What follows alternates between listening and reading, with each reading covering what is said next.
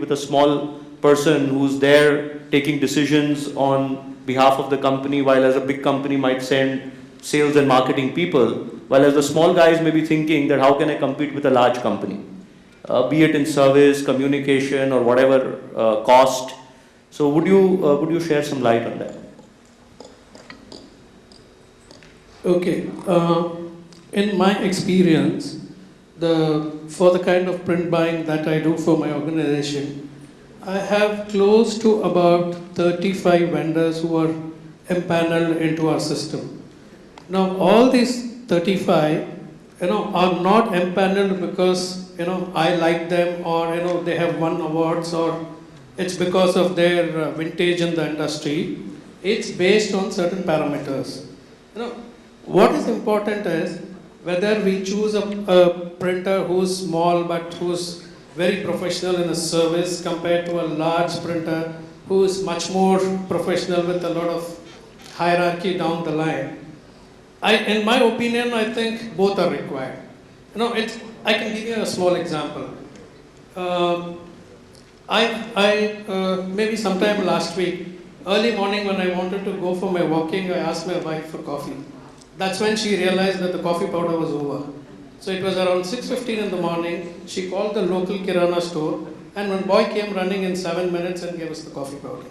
Now that's what I call personalized service.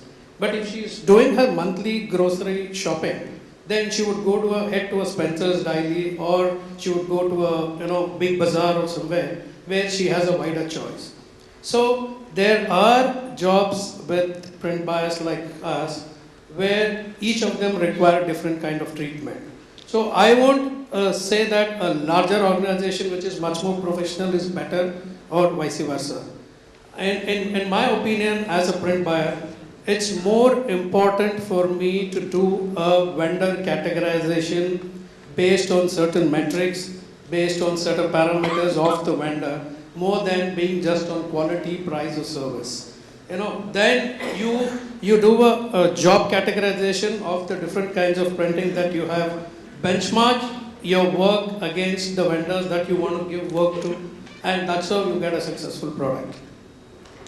I think we go into two words. It's just quality and trust. That's all. I guess it explains entire thing. That's what we expect. I don't think the decision making would be depending on whether it's a large printer or a small printer. That's not the category that one would look at it. I would look at the category which is service. Of course, the price goes it goes hand in hand. But service is most important to me to get my communications clear to him, what I want and what he can deliver to me. So the size of the printer does not matter to me. I think it's a professionally managed companies that one would do. L'Oreal, the first importance is quality, then the social responsibility of the supplier. Safety comes along with the safety of its employees, comes along with the social responsibility. These are the main factors.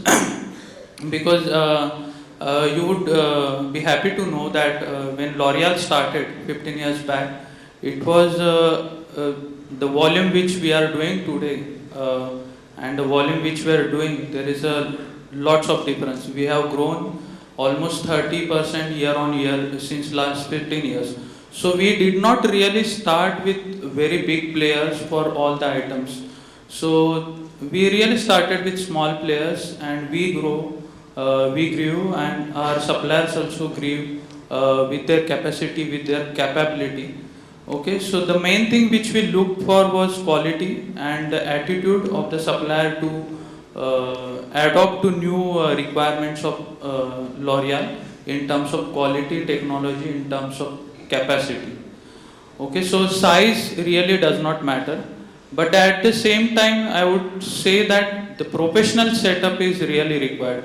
Even if it's a family-owned company, if it has a professional setup, like it should not be a personal thing. Like if one person is not there and there is a set system to take care of job, in absence of his this person, then we don't have any issues whether it can be a very big conglomerate or it can be even in one person run company.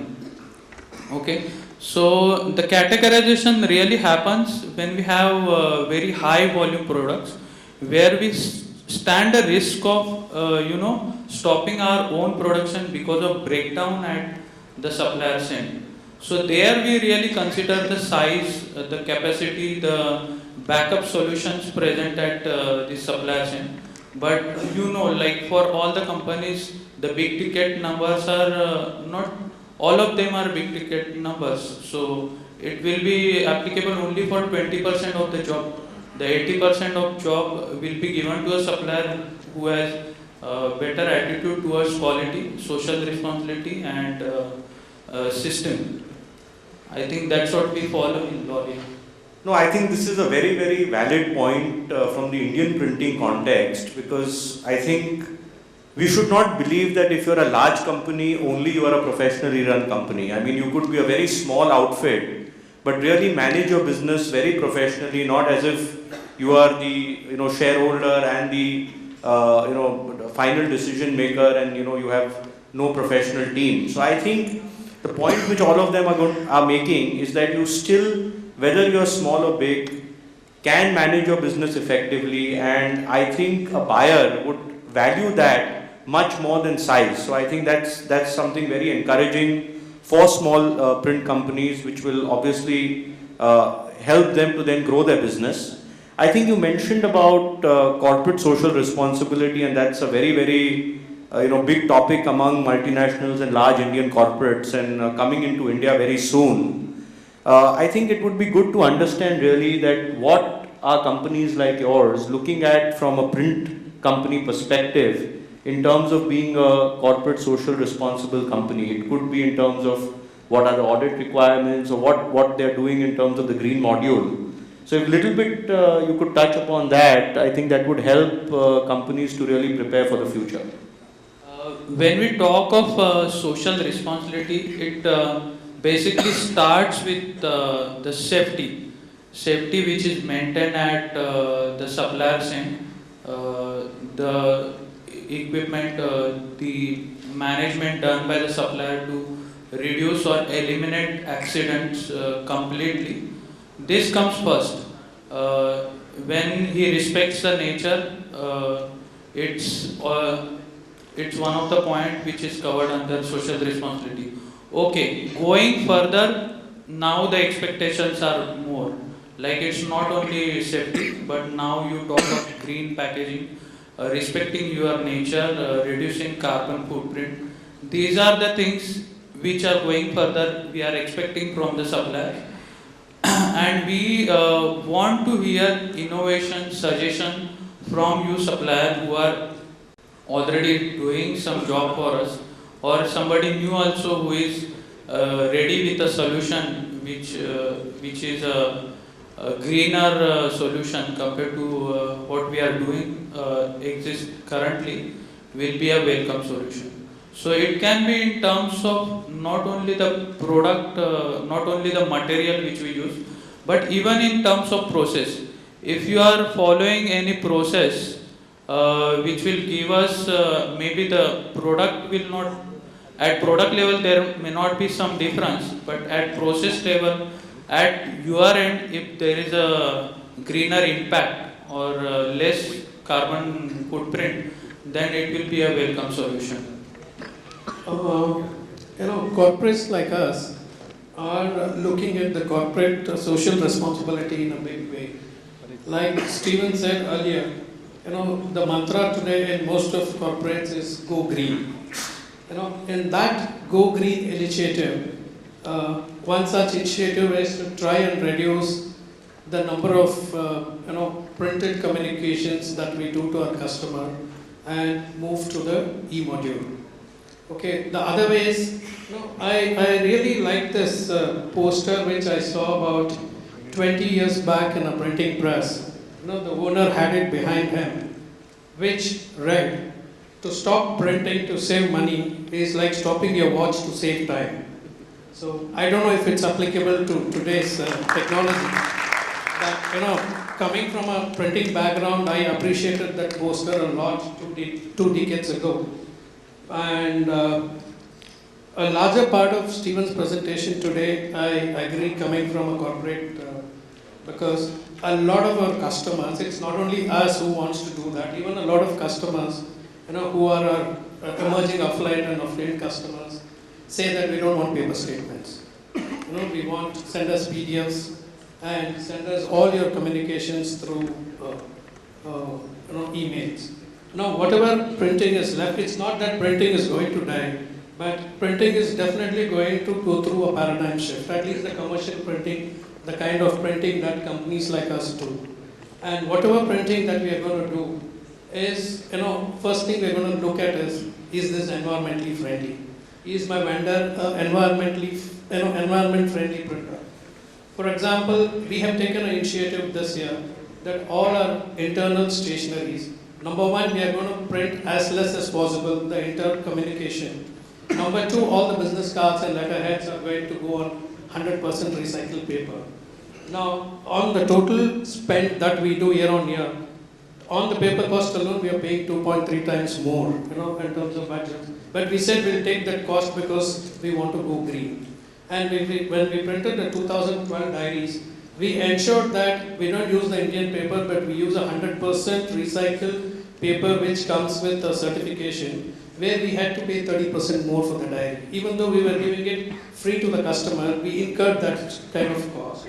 So what we are doing is some kind of a strategic cost initiative, cost management initiative, where on one hand we would reduce the cost of the spend on printing, maybe reinvest that money into making it a greener printing.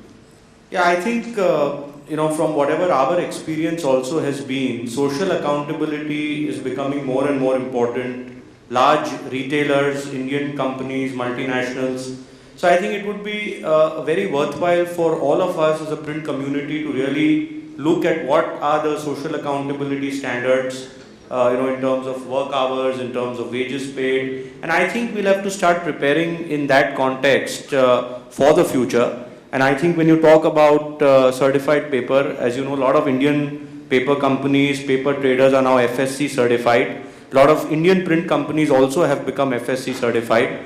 And I think some of these initiatives, if they are taken by the printers, I think that will benefit them in the longer run.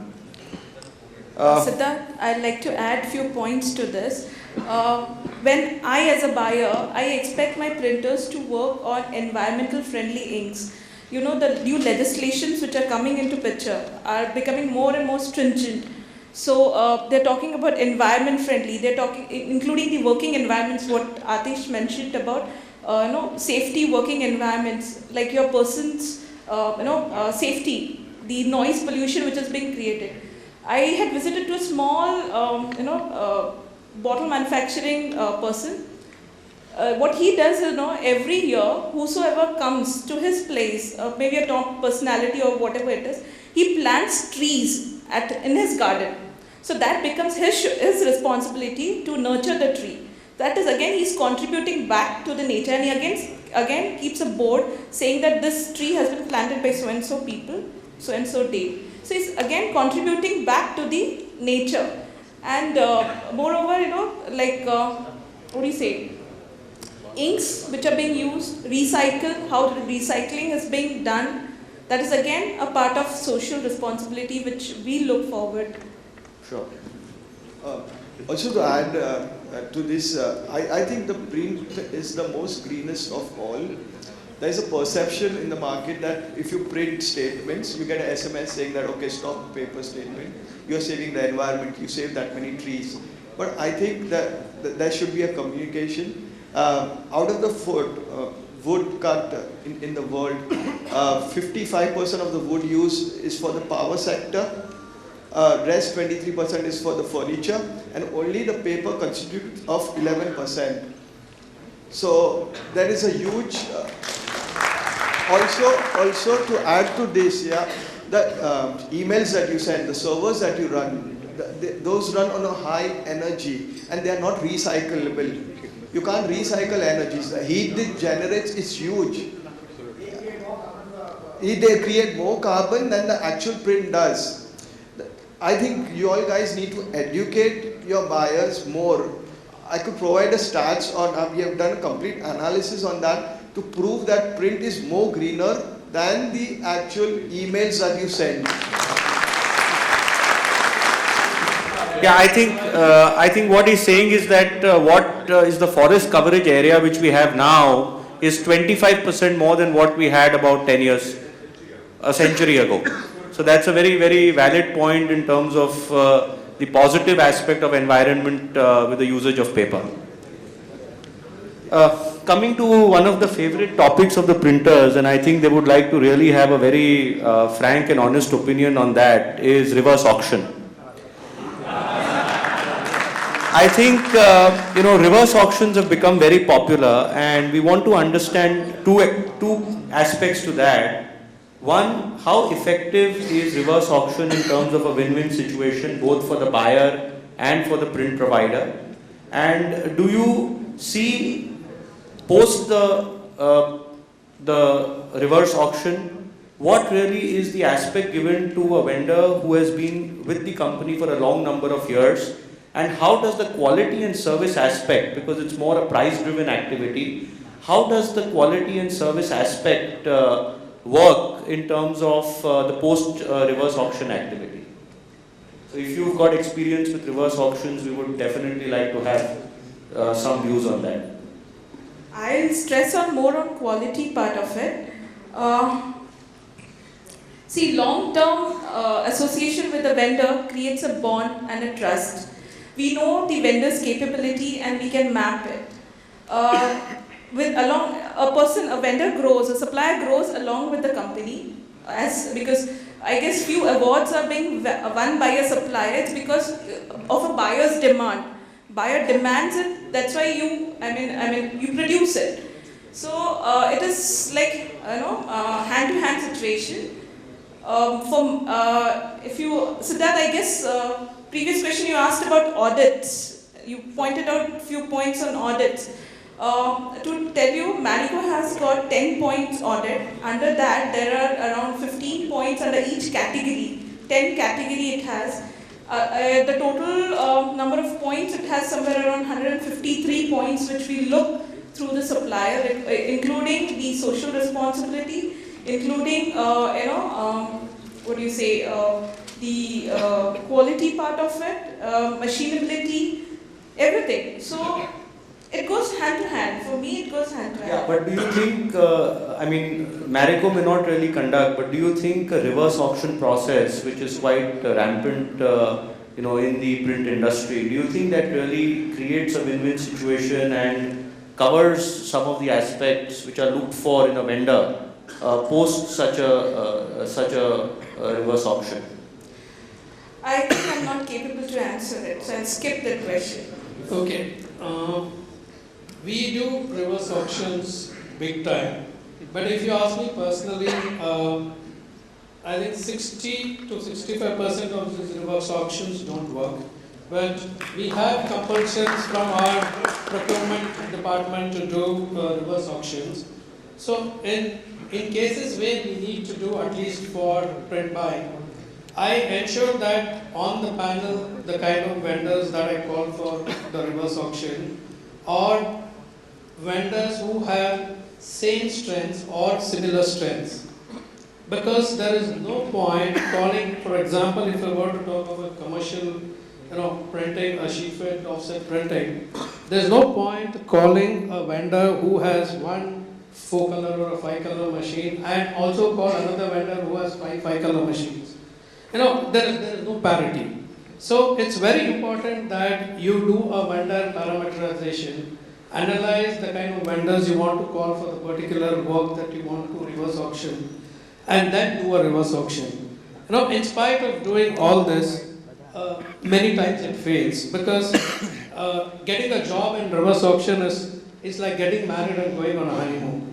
The first few prints that he does on reverse auction comes on time, comes in quality. After that, he knows whether he delivers or not delivers, the price is going to be the same. Then I have to go back to my procurement, I have to do some kind of an audit and tell them, see, it's not delivering up to the mark and, get into the penalty clause or, whatever you want to do. So it's very easy to blacklist somebody, but I don't get into that, but I at least ensure that we don't get such printers on the panel. But personally, I am not for reverse auction. I am for better pricing in the industry.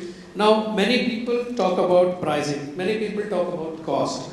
Now, I want to understand, even in our real life, whether we buy a watch, we buy a shoe, how do we judge what the correct price is?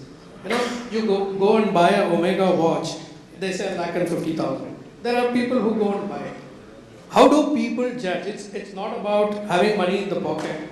It's also about, for me, quality is, because the price that we pay is based on the kind of quality that we get. So for me, the price that I pay, I have my own equation where I say the perceived quality has to be the perceived price has to be much higher than the actual price I am paying. So the perceived quality also has to be very high. I have seen printers demonstrate this. I have done some exclusive booklets, I have done some exclusive direct mailers. I must have paid 20 rupees a kit or 30 rupees a kit, and I say it's damn cheap. It's worth 35 rupees, but I've got it at 20 because the perceived value is very high. So in my opinion, I think printers need to have a framework of innovation. Printers need to have a framework of quality where they should always strive for exceeding the customer's expectations on quality. And that's the only time you'll get the right price that you want. I think this term reverse auction has come into practice now. But if I go back with my experience, we have been doing that in the past without the internet and without the servers and without the thing like that. We would still do that sort of a negotiations with calling back to the printers over the phone, calling L1, L2 or and then negotiating over the phone across, which was probably one would say that is by here it's just the numbers, but here we would talk about different parameters.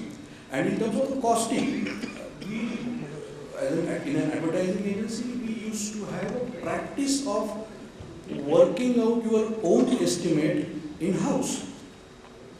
So you have to know the pricing of the paper, you have to know about the estimation part of it, and then you talk to vendor when you have negotiating done on the basis of, well, this is my way of working estimate. I have worked out this sort of estimate. What is your pricing? And then there has to be a win-win situation, and we don't want printer to pay from their own pocket just to do the reverse bidding and work for the clients. He is going to do some cutting of the corners.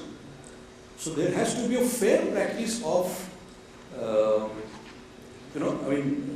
negotiating rather than the reverse bidding per se. Yeah, I think the only difference in reverse auction is obviously, first of all, you are live competing and seeing your competitors quoting down. So you feel that if you don't quote lower, you lose the business.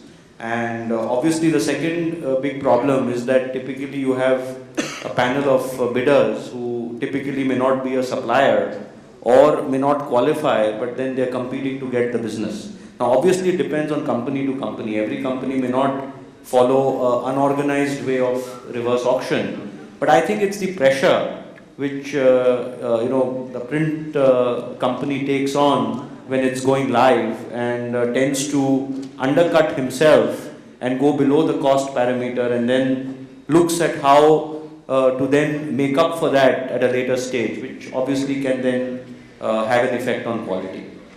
Okay. One of the experiences I will share this with you about this costing factor and why these printers in Dubai are scared of China is